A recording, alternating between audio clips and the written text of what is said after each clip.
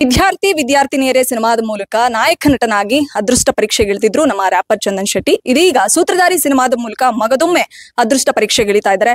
ಈಗ ನನ್ನ ಜೊತೆ ರ್ಯಾಪರ್ ಚಂದನ್ ಶೆಟ್ಟಿ ಅವರಿದ್ದಾರೆ. ಅವ್ರನ್ನ ಮಾತಾಡಿಸುವಂತ ಪ್ರಯತ್ನವನ್ನು ಮಾಡ್ತೀನಿ. ಹಾಯ್ ಸರ್, ಹೇಗಿದ್ದೀರಿ? ಚೆನ್ನಾಗಿದೆ, ನೀವ್ ಹೇಗಿದ್ದೀರಾ? ಚಂದನ್ ಗೆಲ್ಬೇಕು ಅನ್ನುವಂಥದ್ದು ಪರ್ಸನಲಿ ನನ್ನ ಒಂದು ಆಸೆ, ಅಭಿಲಾಷೆ ಕೂಡ. ಸಾಕಷ್ಟು ಹೇಳು ಬೀಳುಗಳನ್ನ ಕಂಡಿದ್ದೀರಿ. ಸೂತ್ರಧಾರಿ ಸಿನಿಮಾದ ಮೂಲಕ ನಾಯಕ ನಟನಾಗಿ ಮತ್ತೊಮ್ಮೆ ಅದೃಷ್ಟ ಪರೀಕ್ಷೆಗಿಳಿತಿದ್ರಿ. ಈ ಕ್ಷಣ ಹೇಗಿದೆ ಫೀಲಿಂಗ್? ಚೆನ್ನಾಗಿದೆ. ಒಂಥರ ನರ್ವಸ್ನೆಸ್ಸು ಇದೆ, ಆಮೇಲೆ ಒಂಥರ ಖುಷಿ ಇದೆ. ಹಿಂದೆ ಮಾಡಿದಂಥ ವಿದ್ಯಾರ್ಥಿನಿ ಒಂದು ಚಿಕ್ಕ ಒಂದು ಕ್ಯಾಮಿಯೋ ರೋಲ್ ತರ ಮಾಡಿದ್ದೆ. ಸೊ ಇದರಲ್ಲಿ ಪೂರ್ಣ ಪ್ರಮಾಣದ ಒಂದು ಆಕ್ಟಿಂಗ್ ಮಾಡಿದ್ದೀನಿ. ಫಸ್ಟ್ ಇಂದ ಸ್ಟಾರ್ಟ್ ಆಗುತ್ತೆ, ನನ್ನ ಒಂದು ಎಂಟ್ರಿಯಿಂದ ಸ್ಟಾರ್ಟ್ ಆದ್ರೆ ಕೊನೆಯ ಕ್ಷಣವರೆಗೂ I will be there in the movie. Entire ಮೂವಿನ ಕ್ಯಾರಿ ಮಾಡ್ಕೊಂಡು ಹೋಗ್ತೀನಿ as a lead actor. So police ಪಾತ್ರ ತುಂಬಾ ಕಷ್ಟಕರವಾದಂಥ ಪಾತ್ರ ನನಗೆ ಪರ್ಸ್ನಲ್ ಆಗಿ, ನನ್ನ ಒಪಿನಿಯನ್ ಪ್ರಕಾರ. ಬಿಕಾಸ್ ನನ್ನ ಪರ್ಸ್ನಾಲಿಟಿ ಬಂದು ಸ್ವಲ್ಪ ನಾನು ಒಂಥರ ಕೂಲ್ ಚಿಲ್ ಪರ್ಸನ್ ನಾನು.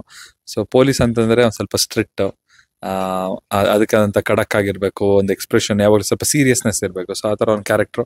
ಸೊ ಫಸ್ಟ್ ಸಿನಿಮಾದಲ್ಲೇ ಫಸ್ಟ್ ಪೂರ್ಣ ಪ್ರಮಾಣದ ನಾಯಕ ನಟನಾಗಿ ಬರ್ತಾ ಇರುವಂಥ ಸಿನಿಮಾದಲ್ಲೇ ಒಂದು ದೊಡ್ಡ ಜವಾಬ್ದಾರಿಯುತ ಪಾತ್ರನ ನಿರ್ವಹಿಸಬೇಕಾಗಿರುವಂಥ ದೊಡ್ಡ ಚಾಲೆಂಜ್ ಇದು. ಅದು ಪ್ರೊಡ್ಯೂಸರ್ ಅವ್ರು ನನ್ನ ಮೇಲೆ ಇಟ್ಟಂತ ನಂಬಿಕೆ. ಸೊ ನಾನು ಅವ್ರಿಗೆ ಮುಂಚೆನೆ ಹೇಳ್ದೆ, ಸರ್ ನೋಡಿ ಇನ್ನೊಂದೆರಡು ಸಲ ಯೋಚನೆ ಮಾಡಿ, ನಾನು ಬೇಕಾ ನಿಜವಾಗ್ಲಿ ಕ್ಯಾರೆಕ್ಟರ್ಗೆ ಅಂತ. ಬೇರೆ ಏನಾದ್ರು ಮಾಡೋಣ ಸರ್, ಕತೆ ಏನಾದ್ರು ಬೇರೆ ತರ ಏನಾದ್ರೆ ಸ್ವಲ್ಪ ಯೂತ್ಫುಲ್ ಸಬ್ಜೆಕ್ಟ್ ಏನಾಯ್ತು ಅಂದ್ರೆ, ಇಲ್ಲ ಇದು ನೀವು ಮಾಡಬೇಕು, ಇದು ಚೆನ್ನಾಗಿದೆ, ಯೂತ್ಫುಲ್ ಆಗೇನೆ ಇದೆ. ಒಬ್ಬ ಯೂತ್ ಕಾಪ್ ಕ್ಯಾರೆಕ್ಟರ್ ಆದ್ರೆ ಹೇಗಿರುತ್ತೆ, ಒಂದು ಅಂಡರ್ ಕವರ್ ಕಾಪು, ಸೊ ನಿಮ್ಗೆ ಸೆಟ್ ಆಗುತ್ತೆ ಅಂತೆಲ್ಲ ಹೇಳಿದಾಗ, ಸೊ ನಾನು ಓಕೆ, ಚಾಲೆಂಜಿಂಗ್ ಆಗಿದೆ, let me take this challenge ಅಂತ ಅನ್ಕೊಂಡು ಮಾಡಿದೀನಿ. ನನ್ಗೆ ಪರ್ಸನಲಿ ಒಂದಿಷ್ಟು ಕ್ವಶನ್ಸ್ಗಳಿದೆ. ನಿಮ್ಮ ಲೈಫ್ ನಲ್ಲಿ ಯಾವ ಒಂದು ಸೂತ್ರ ನಿಮ್ಮ ಲೈಫ್ ನ ಒಂದು ಒಳ್ಳೆ ಟ್ರ್ಯಾಕ್ ಅಲ್ಲಿ ಹೋಗ್ಲಿಕ್ಕೆ ದಾರಿ ಮಾಡ್ಕೊಡ್ತು ಅಂತ? ಸೂತ್ರ ಪ್ಲಸ್ ದಾರಿ. ವಾವ್, ಚೆನ್ನಾಗಿದೆ ಸೂತ್ರ. ನನ್ ಯಾವ ಸೂತ್ರ ಅಂತಂದ್ರೆ, ಜೀವನದಲ್ಲಿ ಯಾರಿಗೂ ಅಡಿಯಾಳಾಗಿರ್ಬಾರ್ದು. ಎಲ್ಲಾರ್ಗೂ ಈಕ್ವಲ್ ಆಗಿದೆ ಫ್ರೀಡಮ್. ಈ ಪ್ರಪಂಚದಲ್ಲಿ ನಾವು ಜನ್ಮ ತಾಳಾದ್ಮೇಲೆ ಎವ್ರಿಬಡಿ ಆರ್ ಈಕ್ವಲ್ ನನ್ನ ಪ್ರಕಾರ. ಇಲ್ಲಿ ಅವ್ನು ದೊಡ್ಡವರು, ಇವ್ರು ಚಿಕ್ಕವರು, ಆ ಥರ ಏನಿಲ್ಲ. ಎಲ್ಲರಿಗೂ ನ್ಯಾಯ ಒಂದೇ ಥರ ಇರುತ್ತೆ. So everybody deserve to be happy. So ಯಾರನ್ನೂ ತಡಿಬಾರ್ದು, ಯಾರನ್ನೂ ಅಂದ್ರೆ ನೀನ್ ಹಿಂಗೆ ಇರ್ಬೇಕು, ಸ್ಟ್ರಿಕ್ಟ್ ಕಟ್ ಹಾಕ್ಬಾರ್ದು, ಹಿಂಗೆ ಇರ್ಬೇಕು, ಹಿಂಗೆ ಆ ಥರ ಏನೂ ಇರ್ಬಾರ್ದು. ಸೊ ಅವ್ರವ್ರ ಫ್ರೀಡಮ್ ಅವ್ರವ್ರಿಗೆ ಇರಬೇಕು. So same thing I also expect. So ನಾನು ಆ ಥರ ಯೋಚನೆ ಮಾಡ್ಬೇಕಾದ್ರೆ ನನಗೂ ಅದನ್ನೇ ಅಳವಡಿಸ್ಕೊಂತೀನಿ ನಾನು. ಸೊ ಅದೇ ಸೂತ್ರ ನಾನು ಫಾಲೋ ಮಾಡ್ತೀನಿ. ನಿಮ್ಮ ಸಕ್ಸಸ್ ನ ಸೂತ್ರಗಳೇನು ಅನ್ನುವಂಥದ್ದು?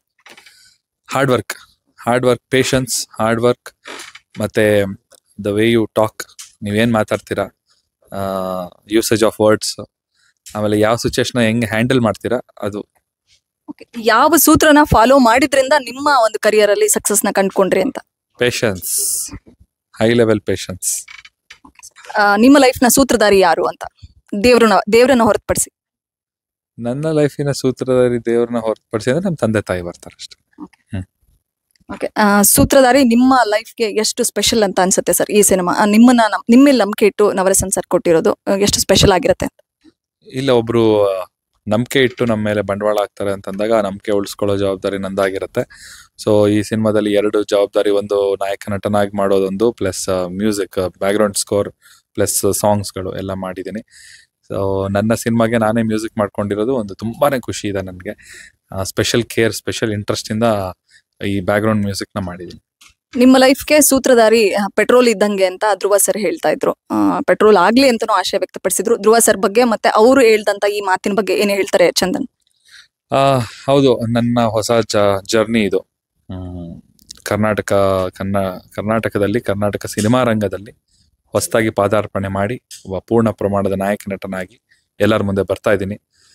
ಇನ್ನು ಸಾಕಷ್ಟು ಸಿನಿಮಾಗಳು ಮಾಡುವಂತ ಒಂದು ಆಸೆ ಕೂಡ ಇದೆ. ಬಟ್ ಅದು ಎಲ್ಲ ಏನ್ ಡಿಪೆಂಡ್ ಆಗಿರುತ್ತೆ ಅಂದ್ರೆ, ಮೇ 9ನೇ ತಾರೀಕು ಚಂದನ್ ಶೆಟ್ಟಿ ಆಕ್ಟಿಂಗ್ ಮಾಡಬಲ್ಲ ಅನ್ನೋದೊಂದು ಜನಗಳು ನನಗೆ ಗ್ರೀನ್ ಸಿಗ್ನಲ್ ಕೊಟ್ರೆ ನೆಕ್ಸ್ಟ್ ಇಂದ ಧಾಮ್ ಧೂಮ್.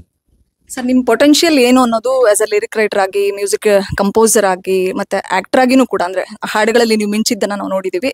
ಸೊ ನಾಯಕ ನಟನಾಗಿ ನಿಮ್ ಪೊಟೆನ್ಶಿಯಲ್ ಏನು ಅನ್ನೋದು ವಿದ್ಯಾರ್ಥಿನಿಯರ ಸಿನಿಮಾದಲ್ಲಿ ಗೊತ್ತಾಗಿತ್ತು ಸ್ವಲ್ಪ ಪ್ರಮಾಣದಲ್ಲಿ. ಸೊ ಸೂತ್ರಧಾರಿ ಮೂಲಕ ನಾವು ಯಾವ ರೀತಿ ಎಕ್ಸ್ಪೆಕ್ಟ್ ಮಾಡ್ಬೋದು ಚಂದನ್ ಅವ್ರನ್ನ? ಸೂತ್ರಧಾರಿ ಮುಖಾಂತರ ಒಂದು ಕತೆ ನ ಎತ್ಕೊಂಡು ಹೋಗೋದು ಮೇನ್ ಲೀಡ್ ಆಕ್ಟರ್, ಗ್ರಿಪ್ಪಿಂಗ್ ಆಗಿ ಕೂರಿಸ್ಕೊಂಡು ಹೋಗ್ಬೇಕು. ಸೊ ಯಾವಾಗ ಒಬ್ಬ ಮೇನ್ ನಾಯಕ ನಟ ಪರ್ಫಾರ್ಮೆನ್ಸ್ ಅಲ್ಲಿ ಚೂರು ಡಲ್ ಆಯ್ತು ಅಂತಂದ್ರೆ ಎಂಟೈರ್ ಕತೆಗೆ ಹೊಡ್ತಾ ಬೀಳುತ್ತೆ. ಸೊ ಅದೊಂದು ದೊಡ್ಡ ಜವಾಬ್ದಾರಿ ನನ್ನ ಮೇಲಿದೆ. ನನ್ನ ಜೊತೆ ಮುಖ್ಯ ಭೂಮಿಕೆಯಲ್ಲಿ ತಬಲಾಣಿ ಅವರಿದ್ದಾರೆ, ಅಪೂರ್ವ ಅವರಿದ್ದಾರೆ. ಅವರಿಬ್ರು ಆಲ್ರೆಡಿ ಸಿನಿಮಾಗಳು ಮಾಡಿ ಎಕ್ಸ್ಪೀರಿಯನ್ಸ್ ಇರೋರು. ತಬಲಾಣಿ ಸರ್ ಅಂತೂ ತುಂಬಾ ಸೀನಿಯರ್ ಆಕ್ಟರು. ಸೊ ಇವ್ರ ಜೊತೆ ನಾನು ಪಾತ್ರ ಮಾಡಿದ್ದೀನಿ. ಒಂದು ಕತೆನ ಫಸ್ಟ್ ಇಂದ ಲಾಸ್ಟ್ ವರ್ಗು ತಗೊಂಡು ಹೋಗೋದ್ರಲ್ಲಿ ಸಕ್ಸಸ್ಫುಲ್ ಆಗಿದ್ದೀನಿ ಅಂತ ಭಾವಿಸಿದ್ದೀನಿ. ಖಂಡಿತವಾಗ್ಲೂ ಮೇ 9ನೇ ತಾರೀಕು ಈ ಸಿನಿಮಾನ ಎಲ್ಲರೂ ಥಿಯೇಟರ್ ಬಂದು ನೋಡಿ ನನಗೆ ರಿಸಲ್ಟ್ ನ ಕೊಡ್ಬೇಕಂತ ಕೇಳ್ಕೊಳ್ತೇನೆ. ಚಂದನ್ ಸರ್, ಡೌನ್ ಫಾಲ್ ಆದಾಗ ಯಾವ ಸೂತ್ರಗಳನ್ನ ಫಾಲೋ ಮಾಡ್ಕೊಂಡು ಅದರಿಂದ ಮೇಲೆದ್ದು ಬಂದ್ರಿ? ಡೌನ್ ಫಾಲ್ ಅಲ್ಲಿ ಇರೋರು ಮೇಲೆದ್ದು ಬರ್ಲಿಕ್ಕೆ ಯಾವ ತರದ ಸೂತ್ರಗಳನ್ನ ಅನುಸರಿಸಿ ಅಂತ ಚಂದನ್ ಹೇಳ್ತಾರೆ ಅಂತ, ಬಿಕಾಸ್ ಆಫ್ ಸೂತ್ರಧಾರಿ ಸಿನಿಮಾ ಇರೋದ್ರಿಂದ ಕೇಳ್ತಾರೆ. ಡೌನ್ ಫಾಲ್ ಆಗೋದು ಯಾವಾಗ ಅಂತ ಹೇಳಿದ್ರೆ, ಡೌನ್ ಫಾಲ್ ಅನ್ನೋ ವರ್ಡ್ ಯಾವಾಗ ಯೂಸ್ ಮಾಡ್ತಾರೆ ಅಂತ ಹೇಳಿದ್ರೆ, ಅವನು ಟಾಪ್ ಹೋಗಿರ್ಬೇಕು. ಫಸ್ಟ್ ಟಾಪ್ ಹೋದವನೇ ಡೌನ್ ಫಾಲ್ ಆಗಕ್ಕಾಗೋದು. ಕೆಳಗಡೆ ಇದ್ದವನೇ ಡೌನ್ ಫಾಲ್ ಆಗಕ್ಕಾಗಲ್ಲ. ಅವನು ಆಲ್ರೆಡಿ ಇನ್ನು ಮೇಲೆ ಬಂದಿರೋದು. So when you think you are in a downfall situation, ನೀವು ಡೌನ್ ಫಾಲ್ ಆಗಿದ್ದೀರ ಅಂತ ಅಂದಾಗ, ನೀವು ಮೇಲ್ ಹೋಗಕ್ಕೆ ಎಷ್ಟು ಕಷ್ಟಪಟ್ಟಿದಿರಲ್ವಾ, ಅಷ್ಟೂ ಕಷ್ಟನ ಮತ್ತೆ ಫಸ್ಟ್ ಇಂದ ಪಡ್ಬೇಕಾಗತ್ತೆ. ಮತ್ತೆ first you have to restart. ನೀವು ಫಸ್ಟ್ ಆಸೆ ಇಟ್ಕೊಂಡು ಬರ್ತಿರಲ್ವಾ, ನಾನೇನೋ ಹೆಸರು ಮಾಡಬೇಕು ಅಂತ ಬಂದಾಗ ಫಸ್ಟ್ ದಿನದಿಂದ ಒಂದು ಕಷ್ಟ ಪಡ್ತಿರಲ್ವಾ, ಆ ಸೇಮ್ ಎಫರ್ಟ್ಸು ಡಬಲ್ ಆಗ್ಬೇಕು ಈ ಸಲ. ಸೊ ಆ ಒಂದು ಪ್ರಯತ್ನ ನಾನು ಮಾಡಿದೆ. ಮತ್ತೆ ಬೌನ್ಸ್ ಬ್ಯಾಕ್. ನನ್ ಕಾಟನ್ ಕ್ಯಾಂಡಿ ಆಕ್ಚುಲಿ ಒಂದು ಕಮ್ ಬ್ಯಾಕ್ ಆಗಿದೆ ನನಗೆ. ಸೊ ನಾನು ಕಾಟನ್ ಕ್ಯಾಂಡಿ ಮಾಡ್ಬೇಕಾದ್ರೂ ಅಷ್ಟೇ, ನಾನು 3 ಪೆಗ್ ಮಾಡ್ಬೇಕಾದ್ರೆ ನಾನು ಎಷ್ಟು ಕಷ್ಟ ಬಿದ್ದಿದ್ದೆ. ಒಂದೊಂದು ರೂಪಾಯಿನೂ ಕೂಡಿಸಿ, ಅದು ಒಂದೊಂದು ಲೈನು ಹಿಂಗೇ ಬರಬೇಕು, ಒಂದೊಂದು ಫ್ರೇಮ್ ಹಿಂಗೆ ಇಟ್ಟಾಗ್ಲೂ ಆ ಫ್ರೇಮಲ್ಲಿ ನಾನು ಹಿಂಗೆ ಕಾಣಿಸ್ಬೇಕು, ಅಲ್ಲಿ ಹಿಂದೆ ಇಷ್ಟೇ ಡ್ಯಾನ್ಸಸ್ ಇರಬೇಕು, ಅವ್ರು ಇದೇ ಕಲರ್ ಡ್ರೆಸ್ ಹಾಕಿರ್ಬೇಕು, ಬ್ಯಾಕ್ ಗ್ರೌಂಡ್ ಇದೇ ಕಲರ್ ಇರಬೇಕು. ಸೊ ಅದು ಈಚ್ ಆ್ಯಂಡ್ ಎವ್ರಿ ಫ್ರೇಮ್ ನಾನು ಹೆಂಗೆ ವರ್ಕ್ ಮಾಡಿದೆ. ಕಾಟನ್ ಕ್ಯಾಂಡಿಲು ಅಷ್ಟೇ, ಹಂಗೆ ಕೂತ್ಕೊಂಡು ಪ್ರತಿ ಒಂದು ಫ್ರೇಮ್ ಹಿಂಗೆ ಬರಬೇಕು. ನಾನು ಕಾರ್ ಹಿಂಗೆ ಓಡಿಸ್ತಾ ಇರಬೇಕು, ಹೀರೋಯಿನ್ ನನ್ನ ಪಕ್ಕದಲ್ಲಿ ಹಿಂಗೆ ಹಿಂದೆ ನಿಂತ್ಕೊಂಡಿರ್ಬೇಕು, ನಾನು ಹಿಂಗೆ ಹೋಗ್ತಾ ಇದ್ರೆ ಹಿಂಗಿರ್ಬೇಕು, ನಾನು ಇದೇ ಕಲರ್ ಬಟ್ಟೆ ಹಾಕಿರ್ಬೇಕು, ಹಿಂಗೆ ಗೋಲ್ಡ್ ಚೈನ್ ಹಾಕಿರ್ಬೇಕು, ಹೀರೋಯಿನ್ ಇದೇ ಡ್ರೆಸ್ ಹಾಕಿರ್ಬೇಕು, ಬ್ಯಾಕ್ ಗ್ರೌಂಡಲ್ಲಿ ಇಷ್ಟೇ ಲೈಟ್ಸ್ ಇರಬೇಕು. ಸೊ ಇದು ಪ್ರತಿಯೊಂದು ಕೂತ್ಕೊಂಡು ಯೋಚನೆ ಮಾಡಿ, ಸೊ 3 ಪೆಗ್ನ ರೀಕ್ರಿಯೇಟ್ ಮಾಡ್ದಂಗೆ ಮಾಡಿದೆ. Last 2 questions. ಕಾಟನ್ ಕ್ಯಾಂಡಿ ಅಂತ ಹೇಳಿದ್ರಿ, ಕೆಲವು ಹೀರೋಗಳ ಜೊತೆ ನಾವು ಇಂಟ್ರೊಡ್ಯೂಸ್ ಆಗಬೇಕು, ಇಂಥ ಬ್ಯಾನರ್ ಅಲ್ಲಿ ನಾವು ಇಂಟ್ರೊಡ್ಯೂಸ್ ಆಗಬೇಕು ಅಂತ ತುಂಬಾ ಜನ ನಟಿಯರು ಎಕ್ಸ್ಪೆಕ್ಟ್ ಮಾಡ್ತಾರೆ. ಈಗ ಅಂದ್ರೆ ನಿಮ್ಮ ಹಾಡುಗಳು 3 ಪೆಗ್ಗಿಂದ ಟಿಲ್ ಕಾಟನ್ ಕ್ಯಾಂಡಿವರೆಗೂ ಪ್ರತಿಯೊಬ್ಬ ಹೀರೋಯಿನ್ಸ್ ಕೂಡ ಚಂದನ್ ಅವರ ಆಲ್ಬಮ್ ಅಲ್ಲಿ ನಾನು ಕಾಣಿಸ್ಕೊಳ್ಬೇಕು ಅಂತ ಎಕ್ಸ್ಪೆಕ್ಟ್ ಮಾಡ್ತಾರೆ. ಎಷ್ಟು ಖುಷಿ ಮತ್ತೆ ಎಷ್ಟು ಪ್ರೌಡ್ ಮೂಮೆಂಟ್ ಅಂತ ಅನ್ಸುತ್ತೆ?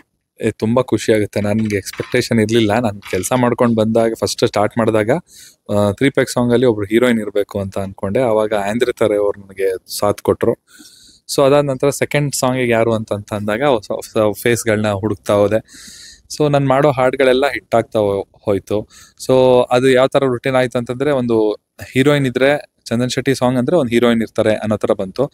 ಆ ಮಿತ್ತು ನನಗೆ ಬಸ್ಟ್ ಮಾಡಬೇಕಾಗಿತ್ತು. ಅಂದ್ರೆ ಹೀರೋಯಿನ್ ಇದ್ರೆ ಮಾತ್ರ ಚಂದನ್ ಶೆಟ್ಟಿ ಸಾಂಗ್ ಹಿಟ್ ಆಗುತ್ತೆ ಅನ್ನೋದೊಂದು ಎಲ್ಲರೂ ಮಾತು ನನಗೂ ಕಿವಿ ಕೇಳಿಸ್ತಾ ಇತ್ತು. ಸೊ ಐ ಥಾಟ್ ಈ ಸಲ ಇದನ್ನ ಬ್ರೇಕ್ ಮಾಡೋಣ, ಒಂದು ಹೊಸ ಫೇಸ್ನ ಇಂಟ್ರೊಡ್ಯೂಸ್ ಮಾಡೋಣ, ಹೊಸ ಫೇಸ್ನ ಇಂಟ್ರೊಡ್ಯೂಸ್ ಮಾಡಿ ಪ್ರೂವ್ ಮಾಡಿ ನೋಡೋಣ ಅಂತ ಅಂದ್ಬಿಟ್ಟು ಅದು ಒಂದು ಚಾಲೆಂಜ್. ಅಂದ್ರೆ ಸಿಕ್ಕಾಪಟ್ಟೆ ಧೈರ್ಯ ಅದಂತರ.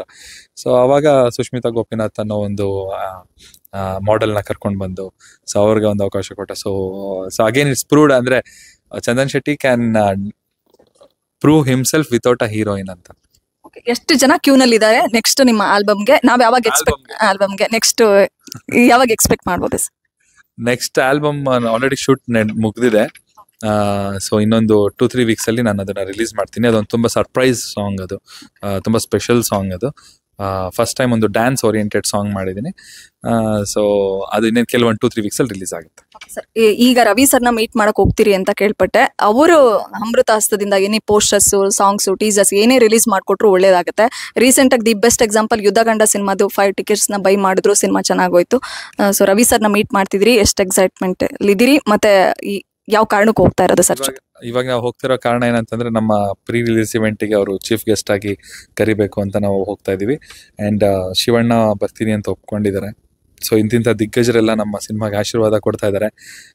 ಖಂಡಿತವಾಗ್ಲೂ ನಮ್ಮ ಸಿನಿಮಾಗೆ ಒಳ್ಳೇದಾಗುತ್ತೆ ಅಂತ ಅನ್ಕೊಂಡಿದ್ದೀನಿ. ಸರ್ ಲಾಸ್ಟ್ ಟೈಮ್ ನಾನು ತುಂಬಾ ದಿನದ ಕ್ವಶನ್, ಆ ಟ್ಯಾಟೂ ಬಗ್ಗೆ ಹೇಳಿ, ಯಾವಾಗ ಯಾಕೆ ಹಾಕಿಸ್ಕೊಂಡಿದ್ದು ಅಂತ? ಇದು ರೋಮನ್ ನಂಬರ್ 14 ಅಂತ. ಇದು ಫೆಬ್ರವರಿ 14th 2014 ಅಲ್ಲಿ ಹಾಕ್ಸ್ಕೊಂಡೆ. 14 ನಂಬರ್ ಬಂದು ನನಗೆ ತುಂಬಾ ಇಷ್ಟವಾದ ನಂಬರು. ಅದೇನಕ್ಕೆ ಅಂತ ನನಗೂ ಇವತ್ತವರೆಗೂ ರೀಸನ್ ಗೊತ್ತಿಲ್ಲ. ಸೊ ಚಿಕ್ಕ ವಯಸ್ಸಲ್ಲಿ ಚಿಕ್ಕ ವಯಸ್ಸಲ್ಲಿದ್ದಾಗ ಒಂದ್ ದಿವಸ ಸಡನ್ ಆಗಿ ಬೆಳಗ್ಗೆ ಎದ್ದೇಳ್ತೀನಿ, ನನ್ನ ತಲೆಗೆ ಒಂದು ನಂಬರ್ ಬಂದು ಫೀಡ್ ಆಗಿರುತ್ತೆ. ನನ್ಗೆ 14 ನಂಬರ್ ಅಂದ್ರೆ ಇಷ್ಟ ಅಂತ. ಸೊ ಅವತ್ತಿಂದ ಆ ನಂಬರ್ನ ಫಾಲೋ ಮಾಡ್ಕೊಂಡ್ ಬರ್ತಾ ಇದೀನಿ. ಆ ನಂಬರ್ ನನಗೆ ಕೆಲವೊಂದು ಒಳ್ಳೊಳ್ಳೆ ಪಾಸಿಟಿವ್ ಮೆಸೇಜ್ಗಳನ್ನ ಕೊಡ್ತಾ ಇರುತ್ತೆ. ಸರ್, ಫೈನಲ್ ವರ್ಡ್ಸ್ ನಿಮ್ಮ ಅಭಿಮಾನಿಗಳಿಗೆ. ಸೂತ್ರಧಾರಿ 9th ರಿಲೀಸ್ ಆಗ್ತಾ ಇದೆ, ಏನ್ ಹೇಳ್ತೀರಿ? ಸೂತ್ರಧಾರಿ ಮೇ 9ನೇ ತಾರೀಕು ಕರ್ನಾಟಕ ರಾಜ್ಯಾದ್ಯಂತ ರಿಲೀಸ್ ಆಗ್ತಿದೆ. ದಯವಿಟ್ಟು ನಮ್ಮ ಸಿನಿಮಾನ ನೋಡಿ. ನಾನು ಮೊದಲನೇ ಬಾರಿಗೆ ಒಬ್ಬ ನಾಯಕ ನಟನಾಗಿ ಆಕ್ಟ್ ಮಾಡಿದ್ದೀನಿ. ಅಂಡ್ ನನ್ನ ಮ್ಯೂಸಿಕ್ ನ ಇಷ್ಟಪಡೋರಂತೂ ದಯವಿಟ್ಟು ಈ ಸಿನಿಮಾ ಮಿಸ್ ಮಾಡ್ಕೊಳ್ಳೇಬೇಡಿ. ಥಿಯೇಟರ್ 2 ಅವರ್ ಧಾಮ್ ಧೂಮ್ ಮ್ಯೂಸಿಕ್ ಇರುತ್ತೆ. ಬಂದು ಸಿನಿಮಾ ನೋಡಿ ನಮ್ಮ ಎಂಟೈರ್ ಚಿತ್ರತಂಡಕ್ಕೆ ಸಪೋರ್ಟ್ ಮಾಡಿ. Thank you so much sir, ನಿಮ್ಮ ಪ್ರೀಶಿಯಸ್ ಟೈಮ್ ಕೊಟ್ಟಿದ್ದಕ್ಕೆ ಥ್ಯಾಂಕ್ ಯು. ಇದಿಷ್ಟು ಚಂದನ್ ಶೆಟ್ಟಿ ಅವರ ಮಾತುಗಳಾಗಿತ್ತು.